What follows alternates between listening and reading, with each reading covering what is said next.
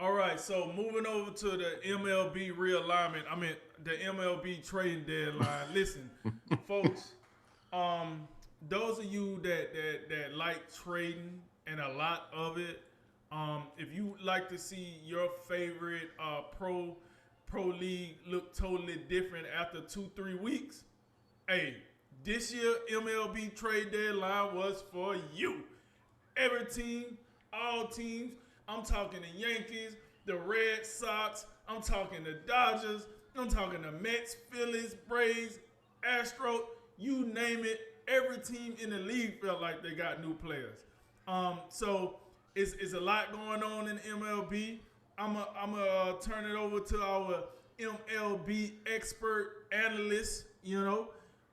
Jay.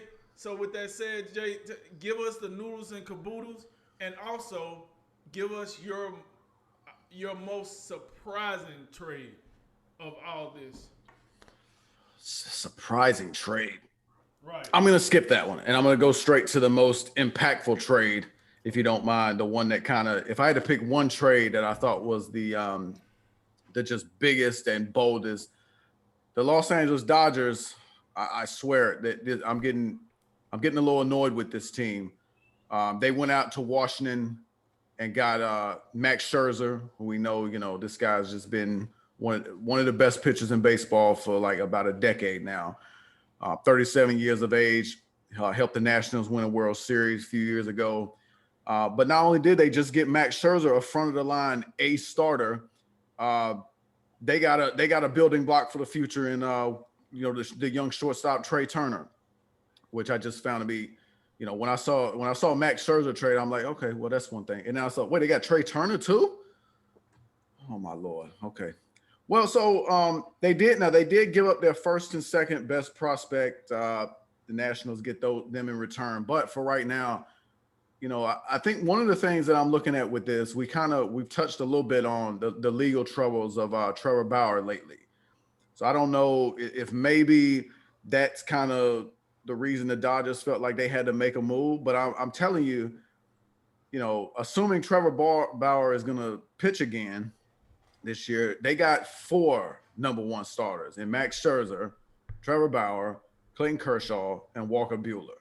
So that's just, and in a playoff series, you're only going 4. You're not going a full 5-man rotation generally.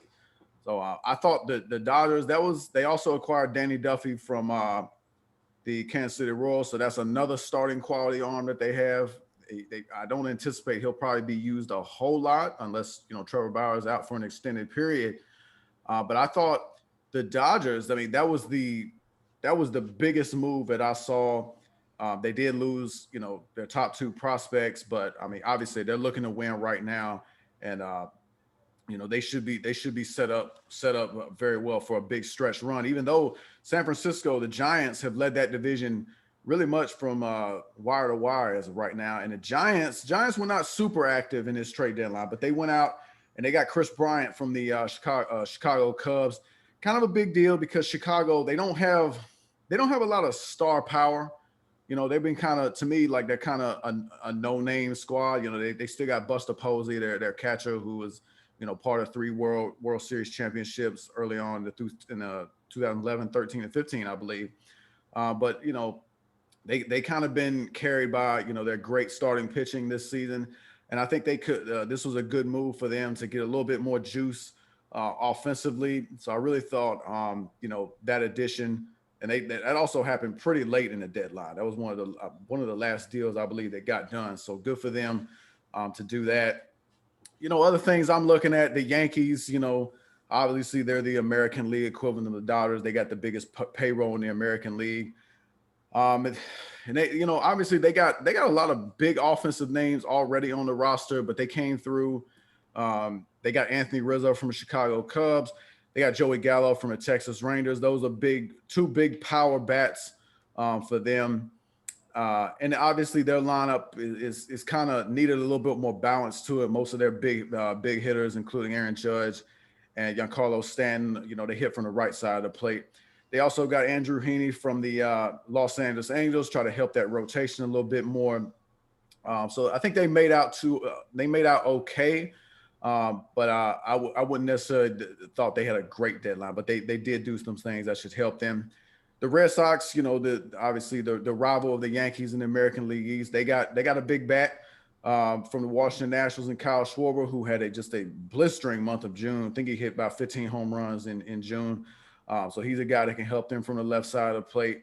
And when you look at what they have now with Xander Bogaerts, JD Martinez, Rafael Devers, and Kyle Schwarber, I mean that's a group of four that might be the best group of four hitters in baseball.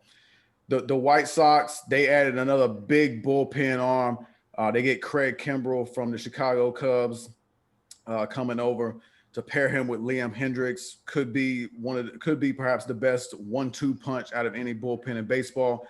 And really, the White Sox, I'm looking at them. There should probably be no excuse that they win that division. They're up by 9 games right now. The second place team in that division, Cleveland, kind of had a little bit of a mini fire sale. They're a 500 team right now, but they kind of look like they're punting on the season. They traded outfielder Eddie Rosario. They also traded their second baseman, Cesar Hernandez. He goes to the White Sox. He's had a pretty decent season as far as a power perspective. I think he's got 18 home runs right now. So that should help them as well. The Astros, don't want to leave them out. They've been one of the best teams in baseball this season. Their bullpen's been a bit leaky. They're able to go out and plug up some of those holes. They get three good arms. They get Kendall Graveman from the Seattle Mariners. His ERA, it's about less than 1. So that's pretty outstanding.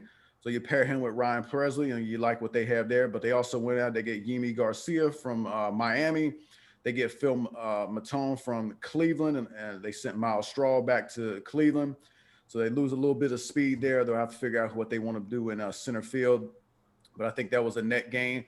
The Oakland Athletics, they had a pretty solid deadline. They look like they went more offense. Their offense, outside of Matt Olson, they've been kind of less than below average. Hasn't been great. Matt Chapman's had a difficult year at third base, swinging the bat. So you go out, you get the catcher Yan Gomes from Washington. You also get Josh Harrison from Washington, and the biggest acquisition was from Miami, the outfielder Starlin Marte. So him and Ramon Laureano, that's a good 1-2 punch in the outfield. You like that. Atlanta, the National League East is interesting because the New York Mets have a pretty solid lead right now. Well, they're up 3.5 games. That's a division that's probably, there's no great team right now. The Mets are 54-48. They're the only team above 500. But you have Philly 3.5 back, Atlanta 4 back, and both of those teams, the Phillies and Braves, made some buying moves. Atlanta is, they lost Ronald Acuna, their superstar outfielder, to a season-ending knee injury, I believe. And they went out and they got 4 new outfielders. You got Jock Peterson, Eddie Rosario, Adam Duvall, and Jorge Soler. And they also get Richard Rodriguez from the Pittsburgh Pirates. So they went big. All of those guys in the outfield that I mentioned, they got big bats. They can all hit the ball out of the ballpark. So that should be fun to watch, see how they, align them defensively. The New York Mets, we talked about Rich Hill and that deal with the Tampa Bay Rays. We talked about that a little bit last week, but they get another piece of that Chicago Cubs infield and Javier Baez. Kind of interesting because they signed Francisco Lindor to that big contract in the offseason, but he has not been very good. He's also out with an oblique injury right now, and I think they plan on sliding him over to second base. But either way, that should be a exciting middle infield combination. Phillies, I didn't love what they did. They did get Kyle Gibson and Ian Kennedy from the Texas Rangers. That should help their pitching staff just a bit. But I know Gibson's had a great year and Kennedy's been good. But I don't like Kyle Gibson down the stretch. I think he's having probably his best season ever. But I'd be surprised if that continues. And I don't like Philly down the stretch. And also the Freddie Galvez move. I mean, that's nice, but I don't think that's gonna really turn the dial all that much. The Brewers made one big move to get to beef up the offense. They get the switch hitting power bat from Arizona, Eduardo Escobar.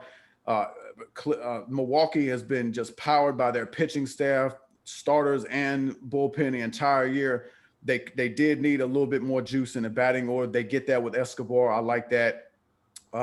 Another team that went out and made some moves was the St. Louis Cardinals. The Cardinals are, kind of trying to get in that wild card spot. They get John Lester and they get Jay Happ, 2 left-handed starting arms. both of them are, they're elder statesmen, they're veterans, they know how to pitch, but I don't think that's going to move the needle all that much. And I also don't think, Cincinnati's second place in the National League Central right now. I didn't love what they did. They get 3 bullpen arms: Luis Sessa, Justin Wilson, Michael Givens, but it's got the feeling of like you got some spaghetti and you just throw it at the wall and you see what stick. I didn't love it. I did leave out one team out in that National League West. I talked about the Giants and the Padres. Both those teams, I like what they did. The Padres, they made some under the radar moves. They get the all-star second baseman from Pittsburgh, Adam Frazier. He's leading the National League in hits, I believe. So you like that. Jake Marisnick, he can help their outfield defense. And Daniel Hudson, good arm out the bullpen from the Washington Nationals. So, those are the teams that I kind of see them as buyers.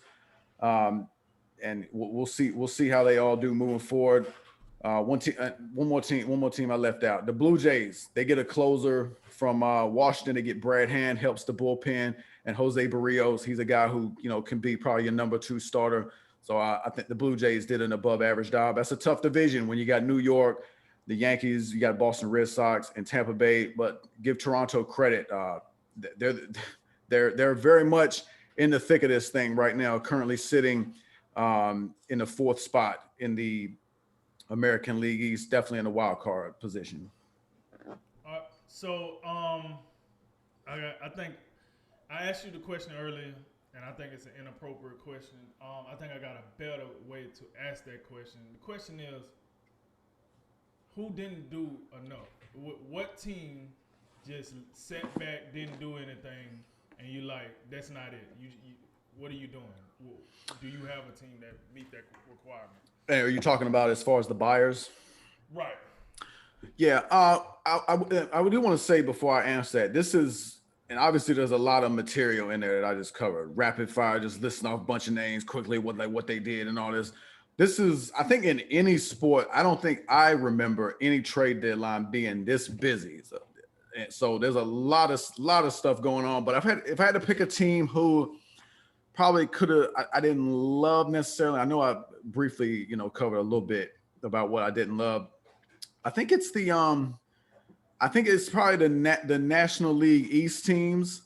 I don't know if I really loved any of those teams. The Mets are in control right now. The biggest, Rich Hill, Javier Baez. That's not bad. I like that. I think, the Phillies and the Braves, I didn't necessarily love what they did. The Braves just kind of went out like, oh my gosh, we don't have Ryan Acuna. They'll just send in the outfield. Get every outfielder you can find. And they got 4 of them. I mean, you can only put 3 on the field at the same time. So surely they can, get a combination. I also think from a defensive perspective, I'm looking at this and I'm saying, all of these guys, I feel like they're corner outfielders. I don't see necessarily a guy who I want in the middle in center field who can just, make the highlight defensive plays and kind of, run that outfield for you. So I didn't love what they did. And like I said, with the Philadelphia Phillies, Kyle Gibson, Ian Kennedy, Freddie Galvez. I mean, it's just like, it's almost like they looked around and said, well, guys, everybody else doing something. We should probably put a few moves together. So I didn't love it. I didn't love what they did. I thought, I talked about Kyle Schwarber for Boston. They also picked up Hansel Robles from the Minnesota Twins to get a little bit more help from the bullpen.